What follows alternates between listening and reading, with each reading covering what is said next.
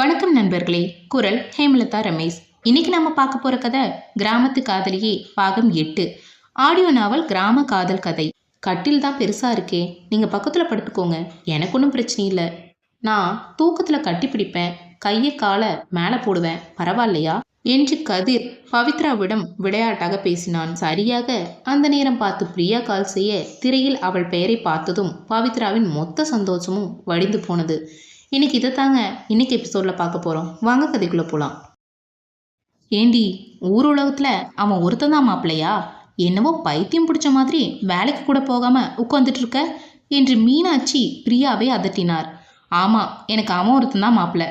சின்ன வயசுலேருந்து இவன் தான் என் புருஷன், இவன் தான் என் புருஷன்னு சொல்லி சொல்லி ஆசை காமிச்சு இப்போ வேற ஒருத்தி வந்து கொத்திட்டு போனா நான் அமைதியாக அர்ச்சனை தூவி வாழ்த்து சொல்லணுமா?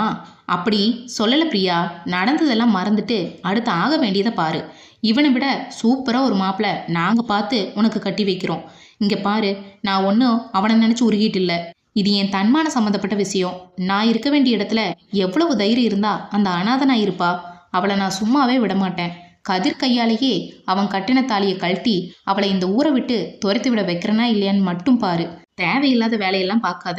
ஏற்கனவே நம்ம 2 பேரும் சேர்ந்து ஒரு முள்ள மாதிரிக்கு அந்த பொண்ணை கட்டி வைக்க பார்த்தோம். அது விஷயம் வெளியே தெரிஞ்சு அந்த வீட்டில் யாரும் நம்மகிட்ட பேசுறதில்ல. மறுபடியும் தேவையில்லாத வேலை பார்த்து இன்னும் பிரச்சனை உண்டு பண்ணிடாத. எப்படியாவது பவித்ராவை கதிரிடமிருந்து பிரித்து அவனை திருமணம் செய்து கொள்ள வேண்டும் என்று சதித்திட்டம் தீட்டிக் கொண்டிருந்தாள். பவித்ரா, அடுத்த வாரம் எனக்கு லீவு முடியுது, நான் மறுபடியும் சவுதிக்கு கிளம்பணும். நான் இல்லாமல் நீங்கள் தனியாகவும் இருக்க முடியாது. வீட்டுக்கு போனாலும் தேவையில்லாத பிரச்சனை தான் வரும். நீங்கள் என்னை பற்றி கவலைப்படாதீங்க, என் வாழ்க்கையை நான் பார்த்துக்கிறேன். உங்களுக்கு எந்த விதத்திலும் பாரமாக நான் இருக்க மாட்டேன். உன்னை ரோட்டில் விட்டு போகிறதுக்கு தான் கல்யாணம் பண்ணணும்னு நினச்சியா? நான் அப்படி சொல்லலை. நான் மறுபடியும் திருப்பூருக்கே போய் கூட வேலை பார்த்து என்னை நான் காப்பாற்றிக்குவேன். நீ 12th ஸ்கூல் ஃபஸ்ட் தானே?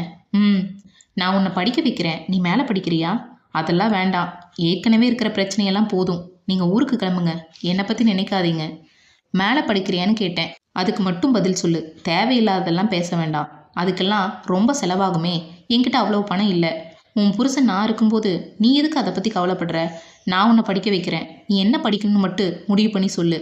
படிப்பை பற்றி பேசியதும் பவித்ராவுக்கு முகத்தில் தானாக ஒரு பொலிவு வந்தது. கதிர் அதை கவனிக்காமல் இல்லை. அடுத்த நாள் காலை அவளை சென்னைக்கு போக வேண்டும் என்று சொல்லி அவளுடைய சர்டிஃபிகேட்ஸ் மற்றும் ஐடி ப்ரூஃபை எடுத்துக்கொள்ள சொன்னான். ரயிலில் முன்பதிவு செய்திருந்தான். முதல் முறையாக ரயில் பயணம் செய்கிறாள் பவித்ரா, அதுவும் ஏசி கம்பார்ட்மெண்ட். சின்ன குழந்தையைப் போல ரயிலை அதிசயமாக பார்த்தாள்.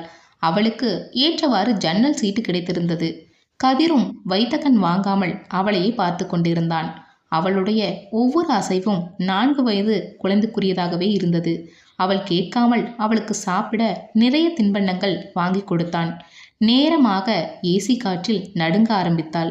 உடனே அவன் அணிந்திருந்த ஜாக்கெட்டை கழட்டி அவளுக்கு கொடுத்தான். அவளும் மறுப்பு சொல்லாமல் வாங்கி அணிந்து கொண்டாள்.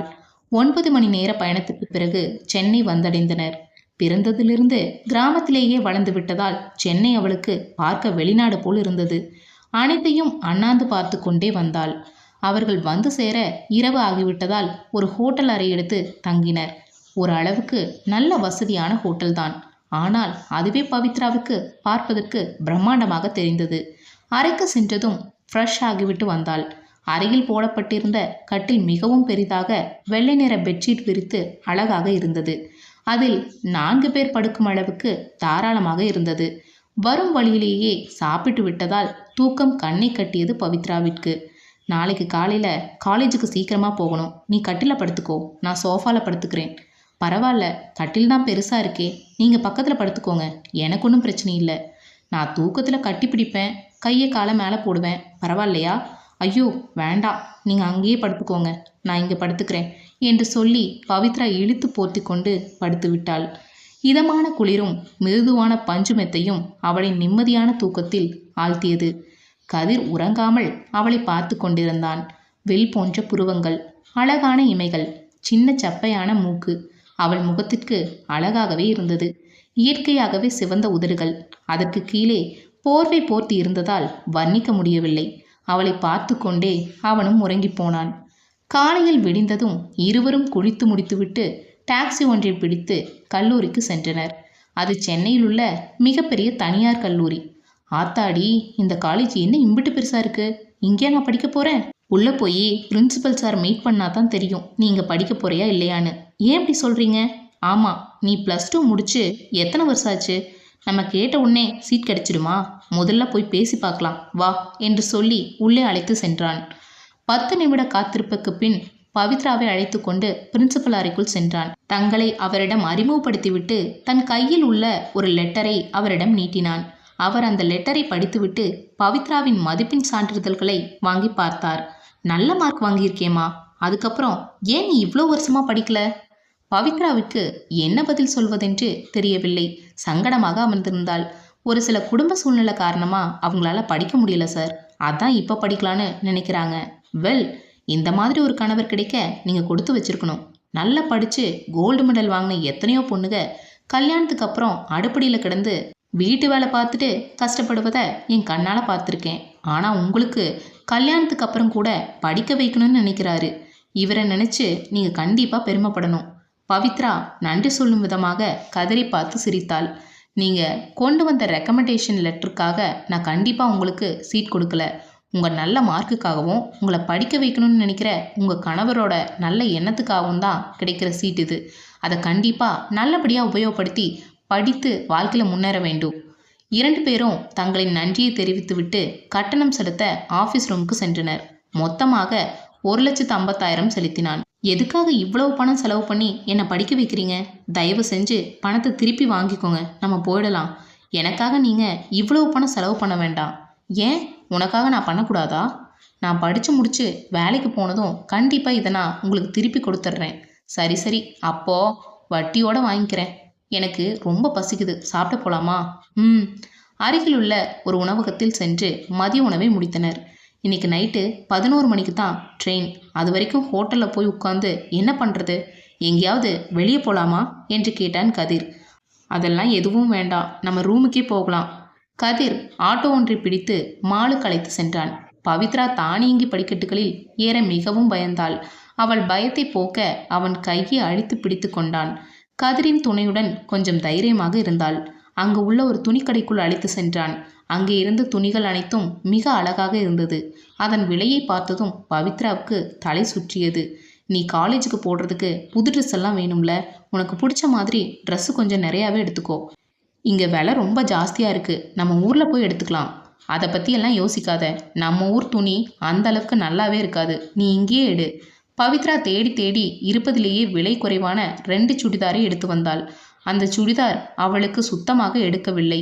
கதிர் அவள் கையில் இருந்ததை உடையை வாங்கி தூரமாக வைத்துவிட்டு அவளுக்காக அவனே உடையை தேர்வு செய்தான். அவன் நிறத்திற்கும் உடல் வாக்கிற்கும் பொருத்தமான உடைகளை பார்த்து பார்த்து எடுத்தான். இதெல்லாம் பார்த்தாலே ரொம்ப விலை ஜாஸ்தியாக இருக்கும் போலையே, எனக்கு 2 மட்டும் போதும். நீ ஜீன்ஸ் பேண்டெல்லாம் போடுவியா? அதெல்லாம் வேண்டாம், நான் போட மாட்டேன். அவள் பேசுவது எதையும் காதில் வாங்காமல் நிறைய உடைகளை வாங்கி குவித்தான். அப்படியே செருப்பு, ஹேண்ட்பேக், வாட்டர் பாட்டில் என அனைத்து பொருட்களையும் அவள் கேட்காமலேயே வாங்கி தந்தான். ஒரு தந்தை முதல் நாள் பள்ளிக்கு செல்லும் தன் குழந்தைக்கு எப்படி பார்த்து பார்த்து ஒவ்வொன்றாக வாங்கி கொடுப்பாரோ அதுபோல்தான் அவளுக்கும் வாங்கி தந்தான். பவித்ராக்கு நடப்பதெல்லாம் கனவாகவே தோன்றியது. ஷாப்பிங் முடிக்க மாலை 7 மணி ஆகிவிட்டது. அங்கேயே உள்ள ஃபுட் கோர்ட்டில் இரவு உணவை உண்டனர். இன்னும் உனக்கு வேற ஏதாவது வாங்கணுமா? ஏதாவது இருந்தால் சொல்லு, இங்கே வாங்கிட்டு போயிடலாம். ஐயோ, அதெல்லாம் எனக்கு ஒன்றும் வேண்டாம், ஏற்கனவே இந்த மாலில் இருக்க அத்தனை பொருட்களையும் வாங்கியாச்சு, இதுவே ரொம்ப அதிகம். சரி சாப்பிடு. ஆமாம், நான் எங்கே தங்கி படிப்பேன்? அடேங்கப்பா, இப்போவாது கேட்கணும்னு தோணுச்சே. பரவாயில்ல, காலேஜில் ஹாஸ்டல் இருக்குது, அதுக்கும் சேர்த்து தான் பணம் கட்டியிருக்கேன். நான் கான்ட்ராக்ட் முடிஞ்சு வர 2 வருஷம் ஆகும், அதனால் அது வரைக்கும் நீ ஹாஸ்டலில் இருந்து படி. நான் வந்ததுக்கப்புறம் இங்கேயே ஒரு வீடு பார்த்து இருந்துக்கலாம். அவன் வருவதற்கு 2 வருடம் ஆகும் என்று சொன்னவுடன் பவித்ராவின் முகம் சுருங்கி போனது. அதுக்கப்புறம் திரும்பி போக மாட்டேன், உன் கூடவே தான் இருப்பேன் என்று சொன்னவுடன் பவித்ரா நிம்மதியடைந்தாள். இந்த 2 நாட்களாக பவித்ரா ஓரளவிற்கு கதிரிடம் பேச ஆரம்பித்திருந்தாள். கதிர் கை கழுவ செல்லும்போது அவன் மொபைல் போனை டேபிள் மீது வைத்துவிட்டு சென்றான். சரியாக அந்த நேரம் பார்த்து பிரியா கால் செய்ய திரையில் அவள் பெயரை பார்த்ததும் பவித்ராவின் மொத்த சந்தோஷமும் வடிந்து போனது.